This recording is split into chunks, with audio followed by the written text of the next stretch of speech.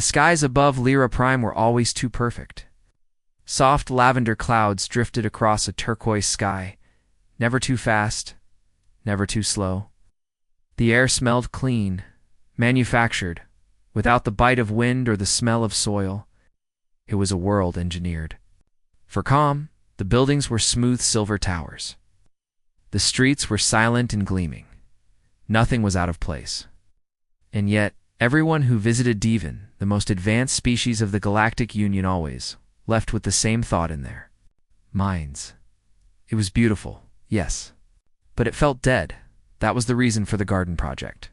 The Lyron Council spent years asking different worlds to help them bring life to the surface. Real life, not holograms or synthetic plant walls, but true biology. The kind that moved with the wind, changed with the seasons, made mistakes, bloomed late, and smelled different each day. The kind of beauty that had flaws. That was what they wanted. So they sent out the request. We ask for samples. We ask for growth. We ask for the most beautiful species your world can offer. Dozens of civilizations responded. Some sent glowing blossoms that danced under starlight. Others sent floating pollen that glimmered like frost. And then, without a word, Earth sent a crate. It arrived quietly, no escort ship.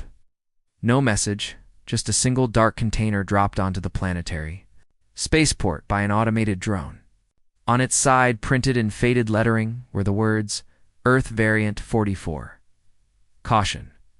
Bioadaptive. Handle with oversight. The Lyran scientists stared at it for a long time. No signatures, no author, no decorative language or welcome greeting. Just data. Inside the crate, carefully sealed in nutrient gel, were 8 flowers, long-stemmed, blood-red at the base, curling at the tips with iridescent blue that shimmered under light. The petals moved faintly even while sealed. Their roots were thick, curling around small stones, and hardened with a strange waxy sheen. The flowers were undeniably beautiful, but strange, too alive. Dr. Callan Vall, the head of the Lyron Botanical Program, hesitated. Bioadaptive? She asked, scanning the package again. Why would flowers need to adapt? Her assistant Marith shrugged. Maybe Earth just means they'll grow fast. They're from a Deathworld, Callan replied softly, tapping. The file, Earth's soil, is known to be aggressive. These might not act like ours, but the Council had already approved. They wanted Earth's entry planted immediately. And so, without more delay, the flowers were placed into the main garden dome at the heart of Lyra Prime, what would soon be the planet's most famous attraction. They were placed in perfect rows, spaced evenly, just as protocol demanded. Soft music played through hidden speakers, and nutrient mist systems were set to keep the air moist.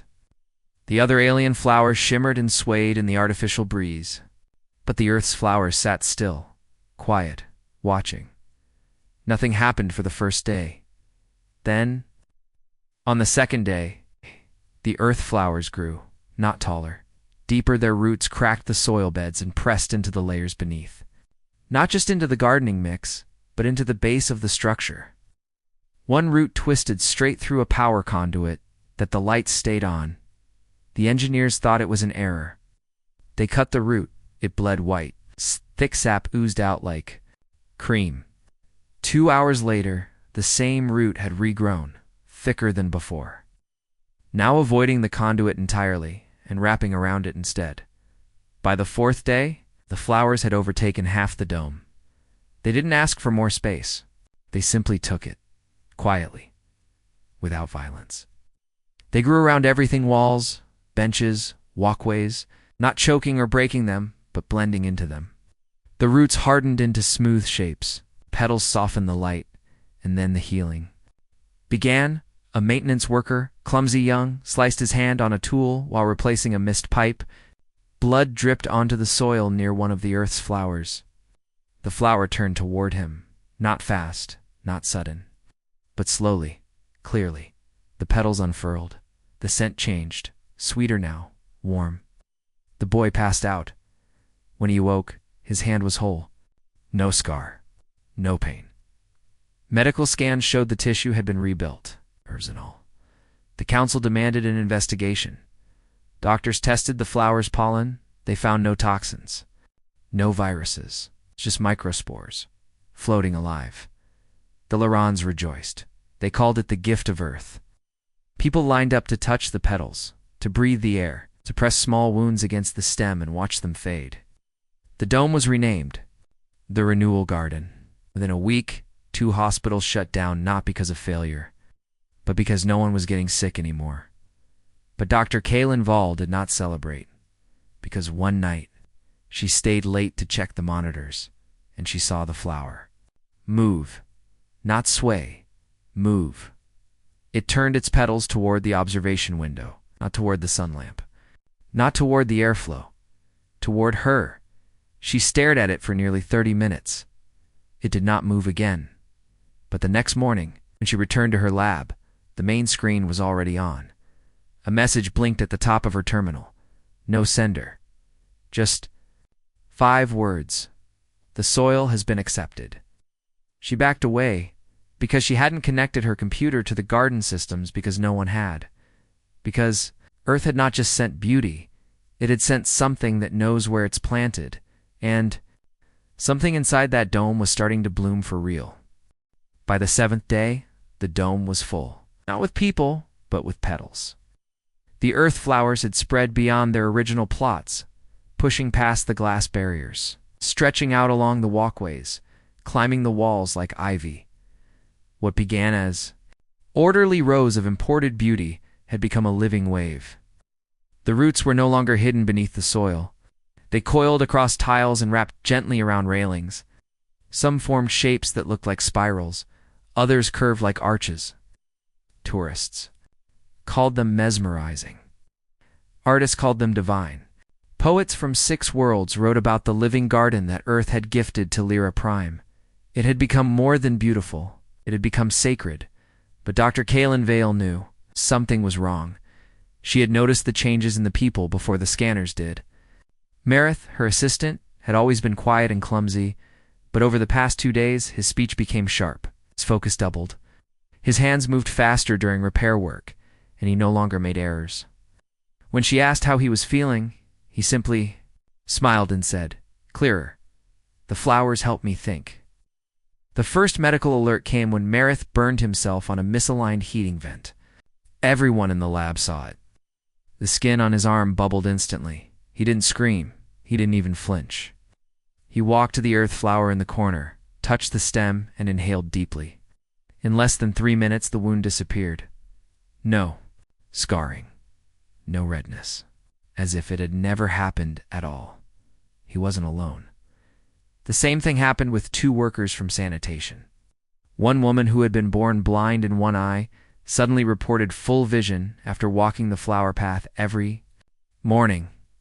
A child who had suffered from lung decay breathed cleanly after wandering into the dome and sleeping near the flower wall for a night. The council called it a miracle. They approved unrestricted access to the gardens. Citizens lined up by the hundreds. Newscasters praised Earth's gift. Headlines across the core worlds read, "The end of pain begins with a bloom." But the plants kept growing, and they did not ask. Kaylin requested the growth logs from the AI. They showed steady spreaded till the last 24 hours. In that span, root expansion had doubled. Petal production increased by 600%. Soil readings showed depletion, followed by immediate restoration. In every way that mattered. The earth flowers were not exhausting their environment. They were changing it. She checked the moisture vents. They now smelled sweet. She scanned the recycled air system. The filters were clogged not with dust, but with soft white powder pollen. She ran a particle analysis. Not plant-based, not chemical, biological, and slightly. Niroshi stood in the main walkway just after midnight, eyes scanning the garden dome. No artificial lights, only bioluminescent glow from the petals now curled into strange breathing shapes. The entire structure felt alive. It wasn't just growing. It was planning, and the people it was doing something to them too. She looked down the corridor toward Marith's quarters. His light was still on. She entered without knocking. He sat at his desk, breathing slowly, his back perfectly straight. His skin looked smoother, his posture flawless, and his eyes, they no longer blinked like Lyran eyes. They had a soft green hue, not a glow, a depth, reflection of something behind them that wasn't his alone. "Marith," she whispered, "we need to contain this. It's growing too fast. You're changing." He smiled gently. "I'm becoming." She stepped back. He rose, but didn't chase her. Instead, he turned toward the window and placed a hand on the glass. "They're not just healing us," he said softly. "They're preparing us." "For what?" she asked, voice trembling. His fingers curled into the glass. "For understanding." At that moment, her comlink buzzed violently. It was the main AI. The message was short. Warning. Unscheduled biological integration occurring. Neuroprint patterns show divergence. Cognitive reshaping detected. Growth now beyond predictive. Models? External override blocked? She ran. She sprinted down the corridor as the floor beneath her seemed to soften slightly under her boots, like it was cushioning her fall, just in case she stumbled. The walls exhaled warm air. The roots receded from her path, not blocking her, but sensing her. Letting her pass, she reached the observation deck and sealed the door. From above, she watched the garden dome. It was no longer a dome. The earth flowers had overtaken the structure. They bloomed not upward, but inward. Some now floated in zero-G containment chambers. Others had reshaped the glass canopy into thick, transparent resin that responded to light. The growth wasn't random. It was intelligent. The colony AI's voice returned, faint, glitching, requesting external contact. Earth origin frequency. Active. Kaelin paused. Earth is responding. "No," said the AI. Earth was already listening. The main screen flashed once. Then again, a signal came through. No video, just sound. A calm human voice. "Beauty is not decoration. On Earth, beauty survives. You planted survival. It is now rooted. Because why? Because. They hadn't planted seeds. They had released a system. And now, the system was blooming without permission. The air inside the colony had changed. It wasn't a physical change. Though the humidity was rising and the light filters had begun to flicker in soft green pulses, it was something else, something you could feel. Like the walls were breathing. When you weren't looking? Like the hallways were remembering where you stepped? Like every time you passed near one of the earth flowers, it turned slightly to track you.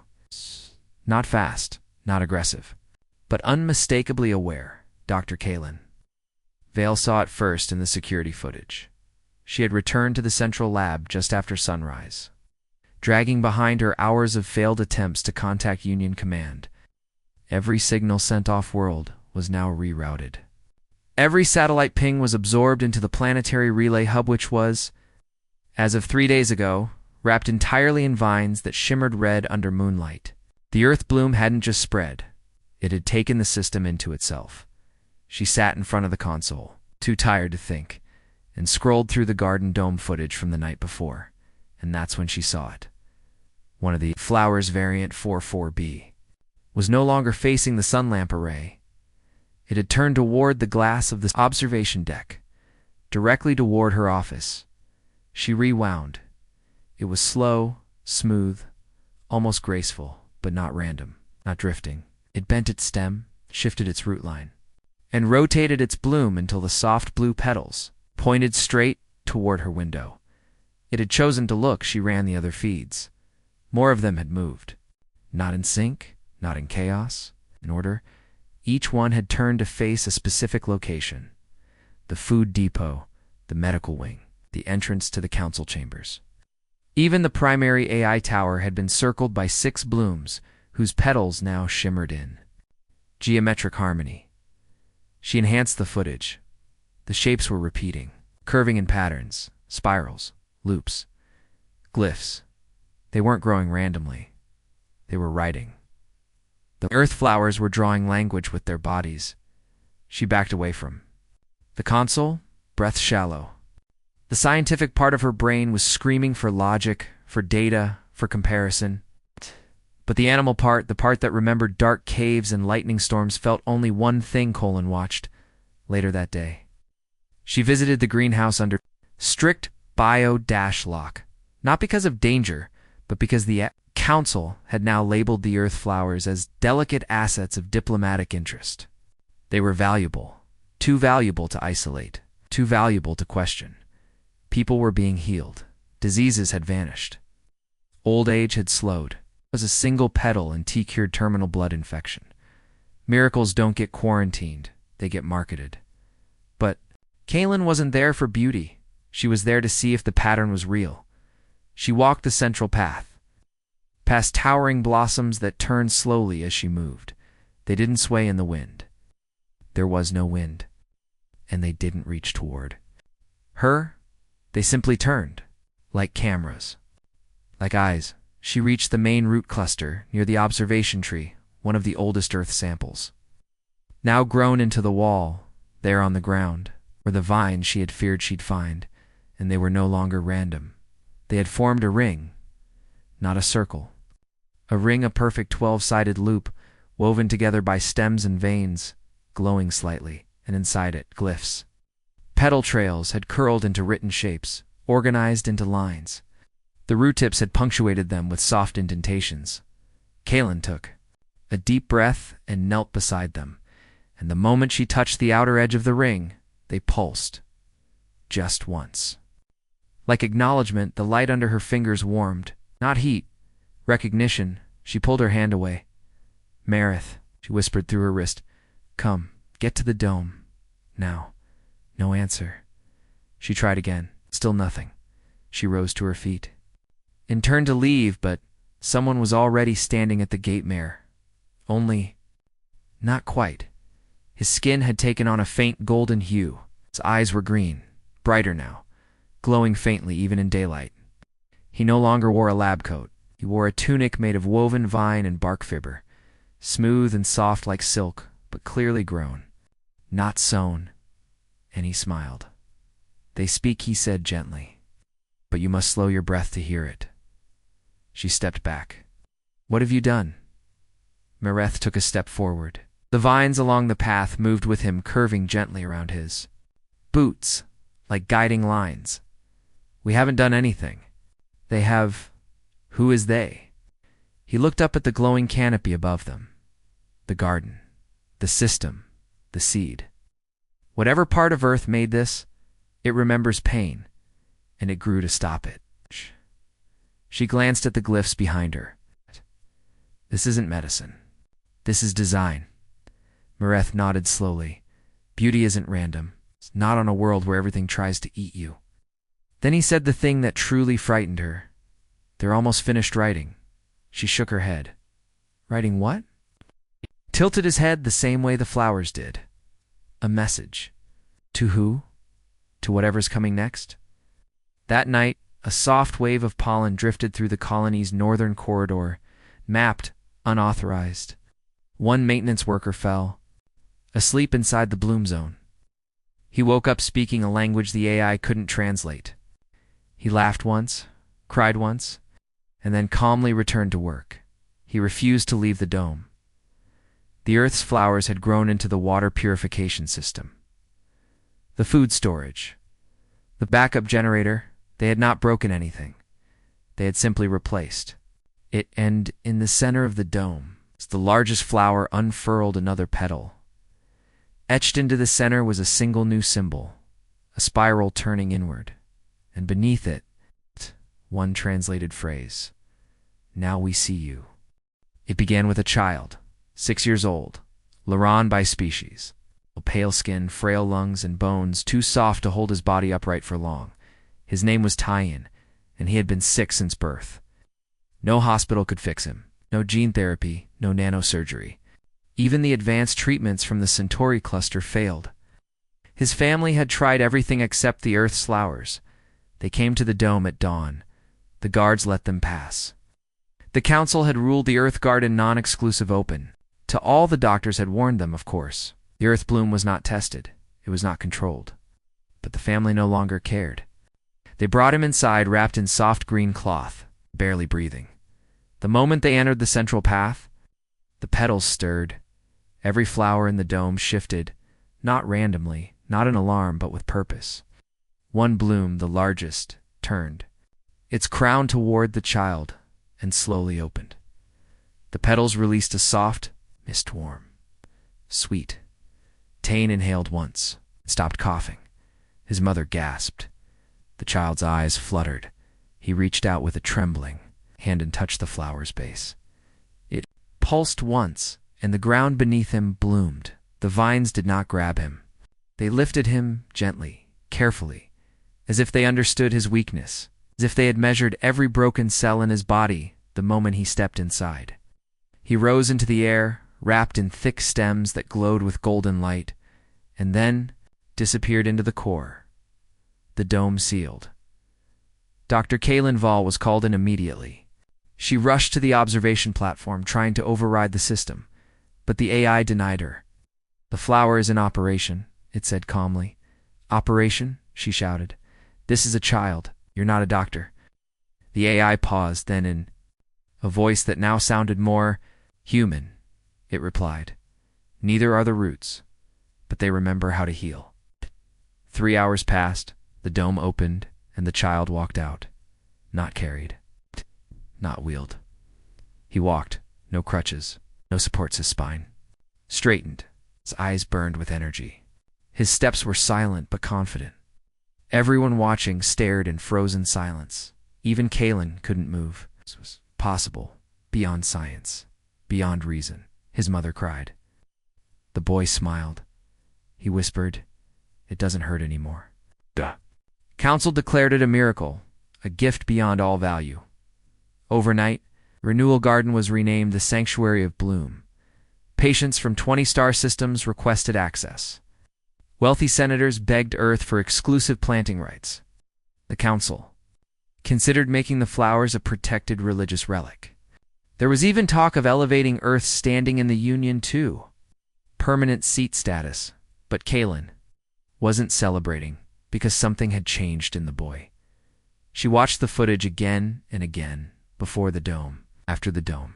It wasn't just his strength, it was his face, the way he didn't blink often, the way his hands stayed perfectly still when not in use, the way he seemed to know what people were going to say before they said it.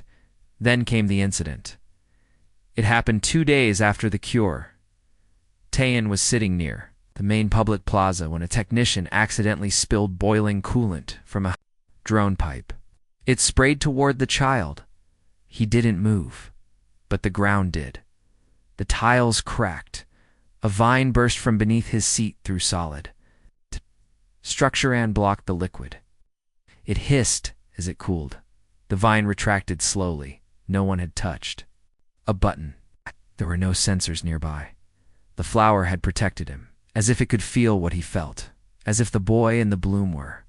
Dr. Kaylin confronted Marith. "You said they're preparing us?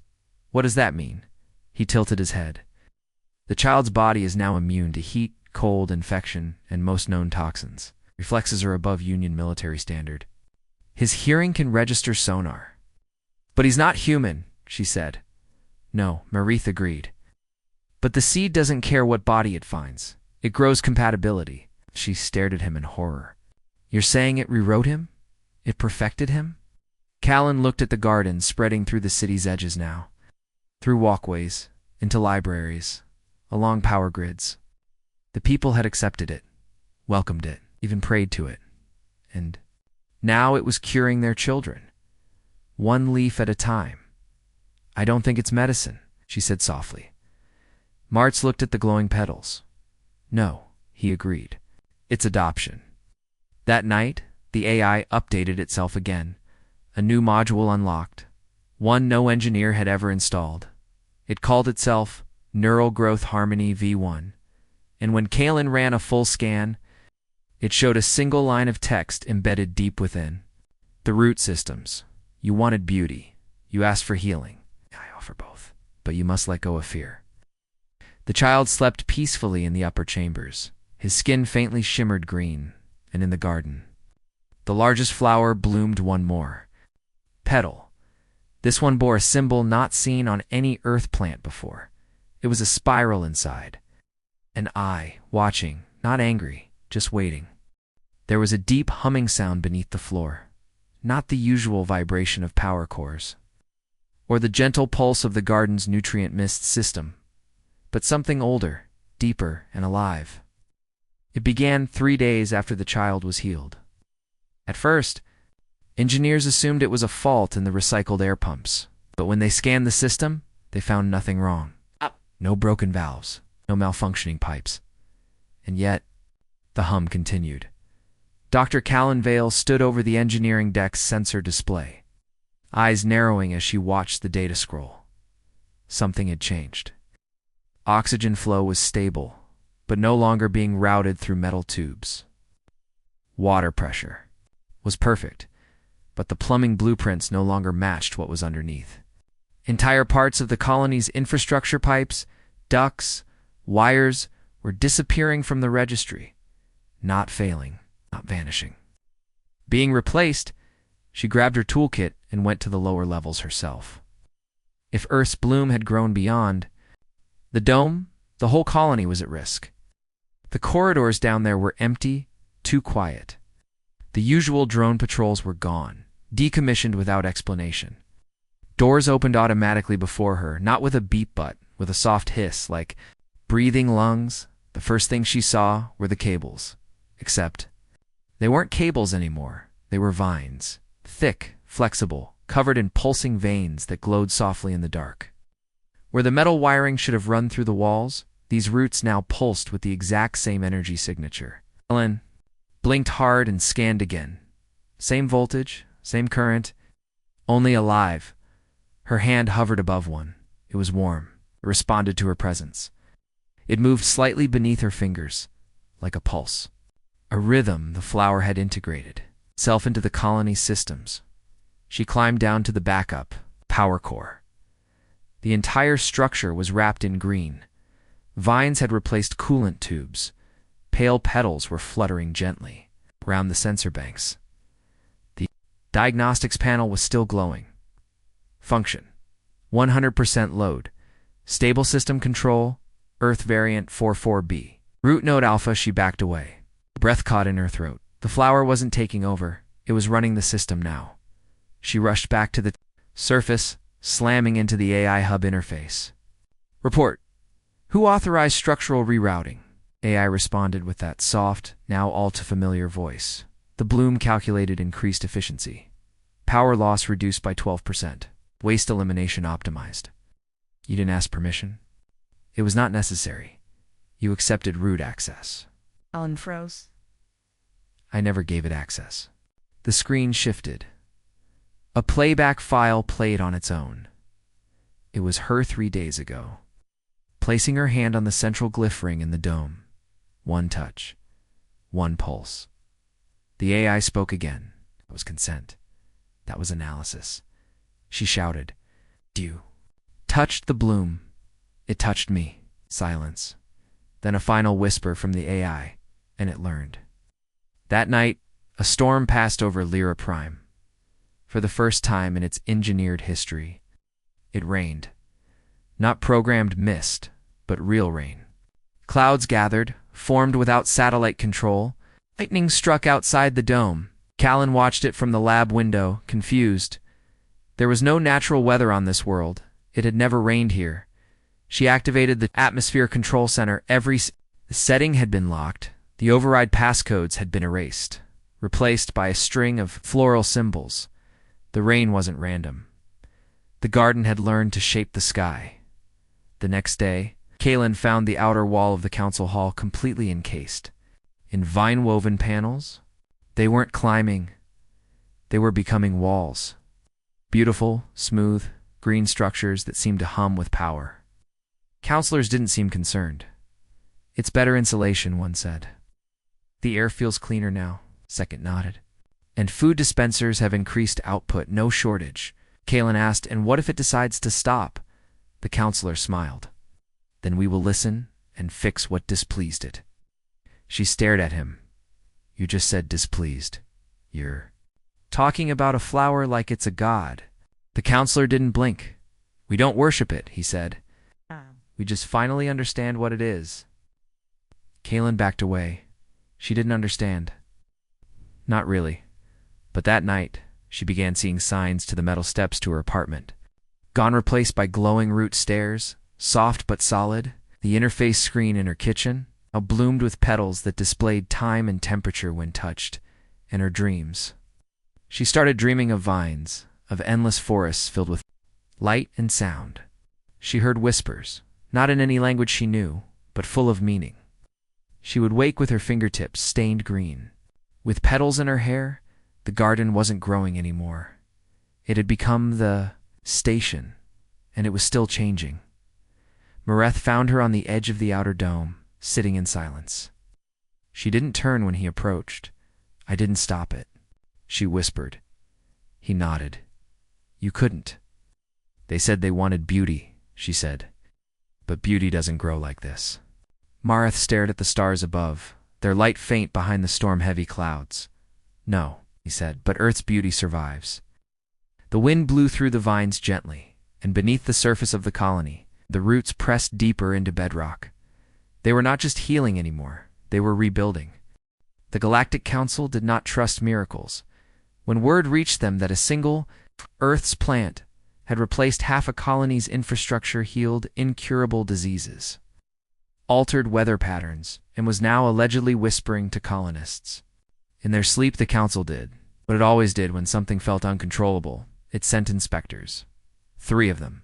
1 from the Xenobotanical Union, 1 from the High Regulatory Corps, and 1 war-dressed ambassador from the Species Safety Tribunal, whose task was simple: to determine if Earth's gift was a bio-threat that required immediate containment or total eradication.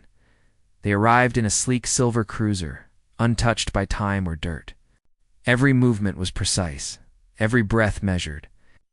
Their boots hissed softly as they stepped into the Lyra Prime. Spaceport, the ground was alive beneath them. They didn't notice at first. The vines had learned to feel intent. And these newcomers brought suspicion, hostility. So the garden watched them silently from the spaceport to the council tower. They saw Change's walls now curved instead of flat. Surfaces pulsing faintly with veins, not wires. Energy flowing in gentle waves, not sharp signals. They examined the systems and found everything still functioning. In fact, everything was running better. Efficiency up, accidents down, stress levels and citizens dramatically reduced. But it wasn't the data that made them. It's uneasy, it was the feeling.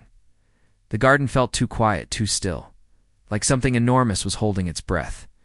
The inspectors entered the renewal dome at noon. Dr. Kaylin. Vale was already waiting, arms crossed, face unreadable. Mareth stood a few paces behind her, barefoot now, his clothes made of living bark fiber that shimmered in the filtered sunlight. You've lost control, said the lead inspector, curious.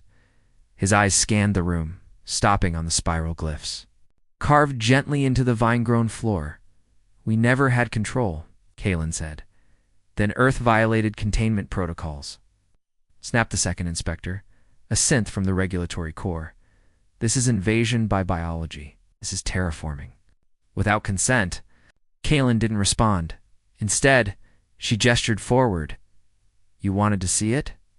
Step into the center. The central bloom had opened that morning. It stood over 3 meters tall. Its petals were deep red with faint blue veins. Air smelled thick with ozone and sweetness. Inspectors hesitated until the third among them, the war-dressed ambassador from the tribunal, stepped forward and scanned it. No known weapon signature, he said. No radiation, no spores harmful to known species. He raised his hand and touched the edge of the bloom. For a full second, nothing happened. Then the petal shifted, gently, and in that movement, the inspector froze. His fingers trembled. His eyes widened, and then he dropped to his knees. Not in pain, but in shock. Kaylin rushed forward. What did you see? The man's voice was distant, stunned. It showed me my homeworld, but not how it is, how it was. Before the burn, before we poisoned it. Looked up at her, tears running down his face. It remembers, the other. Two inspectors stepped back. That's neural manipulation, the synth shouted.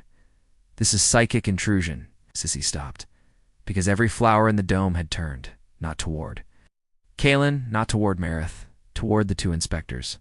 Hundreds of them. A soft rustling filled the air. The synth raised a scanner. The device flickered, then melted in his hand. No heat, no blast, just decay. Kalen didn't move. They don't like being threatened, she said calmly.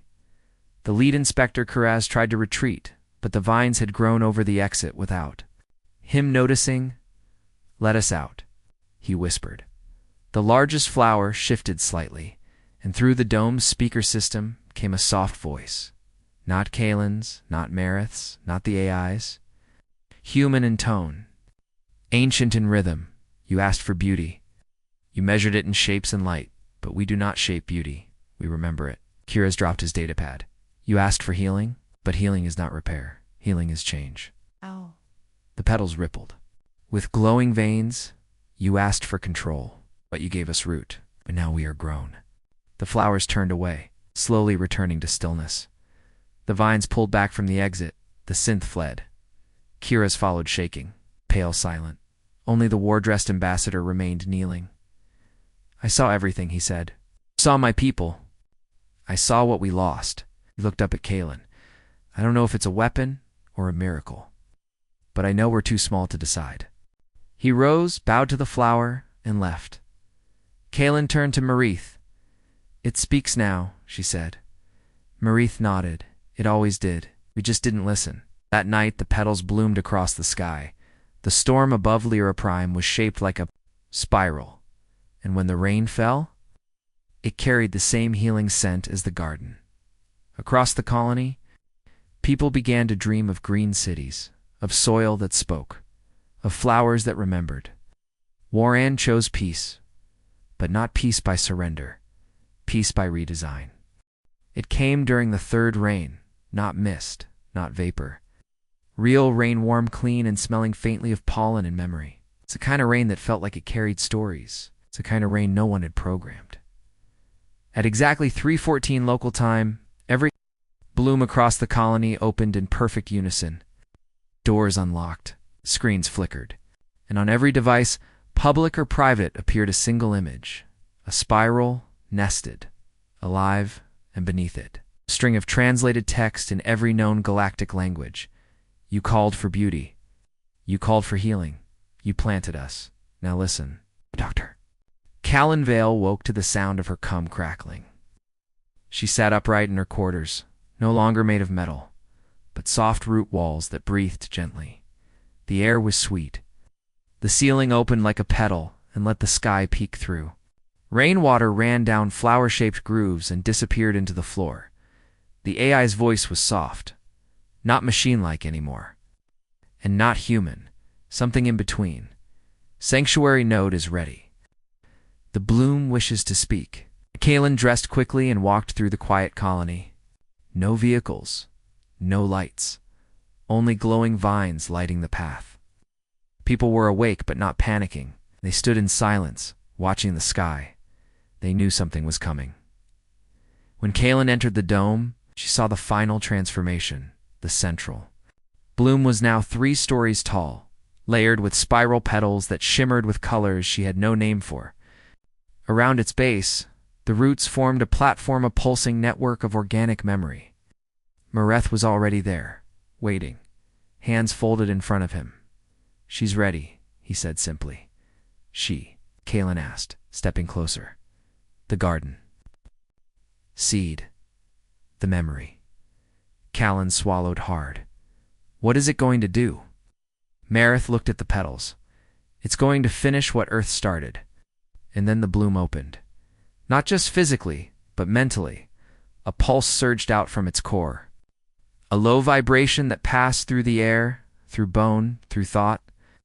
Kalen gasped as it struck her mind, not with pain, but with memory. Not hers, Earth's.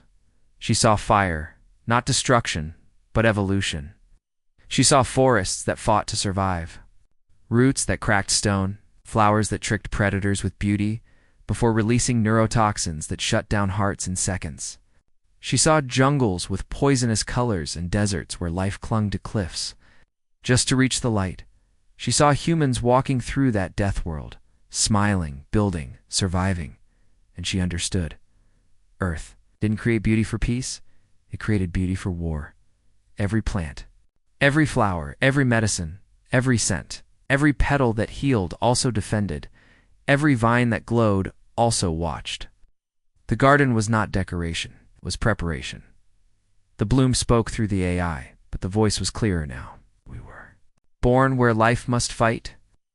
Every cure we made had to kill something first. You asked us for what was beautiful, we gave you what was strong. We were not planted, we were activated. Kalen stumbled back, breath shallow. You were sent. Intentionally? He whispered. The bloom's petals turned toward her softly. They asked for Earth's best, and Earth sent what endured. You see petals, but we are code. You see color, but we are strategy. This world is safe now, but others will come. And beauty will not save you. The petals shifted again. On.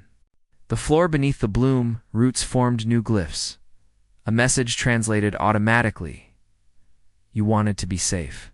So we're building something that cannot die. Mareth stepped beside her. This isn't just a garden anymore. Kalen's voice trembled. It's a fortress. He nodded. One that heals. It's one that hides. One that grows deeper with every threat. Across the colony, citizens began to change. Slowly, not in their faces, not in their skin, but in their thinking. They no longer feared illness, no longer feared storms, no longer feared each other. Because the garden was watching, because the roots had listened, because the soil now remembered, and underneath it, all far below the deepest vine, the oldest flower, the most complex glyph, was a single seed still untouched, pulsing, waiting. And Earth's message echoed in Kalen's mind one last time. You wanted beauty. You called for help. You opened the ground. So we grew. We healed. And now we wait. The signal came from deep beneath the colony, pulsing through layers of vine-wrapped stone and root-bound circuitry. It didn't travel through satellites or antennas. It didn't use code or frequency. It grew upward, a rhythm, heartbeat. A calling at precisely 0 o'clock standard time. Colony stopped. Every screen went black. Every machine fell silent. Every person froze, not from force, not from fear, but from something older. A hush. A pause in the lungs of life itself. The garden was not just speaking now, it was becoming. Dr. Callan Vale stood outside the main dome, staring up at the sky.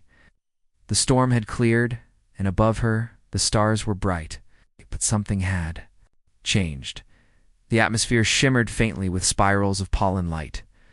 The clouds pulsed in slow, blooming rings. The wind carried whispers, not words, but memory. Behind her, the ground split open, not violently, but cleanly, like a door. From the cracked soil, something rose. Not a machine, not a flower. A form tall, human-shaped, but made of living bark.